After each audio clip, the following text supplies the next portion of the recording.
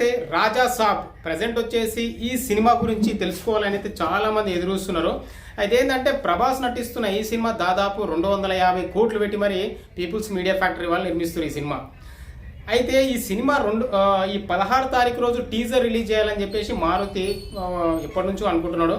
So December 5నే cinema కూడా release చేస్తున్నామని చెప్పేసి అయితే వాళ్ళు ప్రకటించడం జరిగింది, మనం చూసినాం. అయితే ఏంటంటే అనుకోకుండా ఏం జరిగిందో తెలియదు, ఎడిటింగ్లో ఈ టీజర్ కట్టింగ్స్ జరుగుతూ ఉంటే మెల్లగా దీనికి సంబంధించిన వీడియో ఎక్స్లో అక్కడ సోషల్ మీడియాలో మాత్రం అక్కడక్కడ లీక్ అయిపోయినాయి. సో ఒక్కసారిగా షాక్ అసలు మారుతి, అరే ఎవర్రా ఇది వేసింది, పిచ్చినా కొడుకులు అని చెప్పేసి అయితే తిట్టకుండా తిడుతున్నాడు. అయితే ఏంటంటే మరి అట్లా పనిచేసేటోడు ఎవరో ఒక అసిస్టెంట్లు ఎవరో అయితే లీక్ చేసిరంట ఈ టీజర్. మరి ఆల్రెడీ 16 తారీఖు మేము టీజర్ రిలీజ్ చేస్తున్నామని తెలిసి కూడా ఎందుకు ఇట్లా చేస్తున్నారు అని చెప్పేసి అయితే సీరియస్ అయ్యిండు. అట్లాగే ఎవరైతే షేర్ చేస్తున్నారో వాళ్ళ అకౌంట్లను కూడా సస్పెండ్ చేపిస్తాం, మేము సైబర్ క్రైమ్తో కూడా మాట్లాడినాం అని చెప్పేసి అయితే తను చెప్తున్నాడు. ఎందుకంటే మేము ఇన్ని 100 కోట్లు ఖర్చు పెట్టి సినిమా తీస్తుంటే ఈ విధంగా లీకులు అవుతే మాకు ప్రాబ్లం అవుతుంది అని చెప్పేసి అయితే మారుతి అంటున్నాడు. అలాగే మాకు సహకరించండి అందరూ.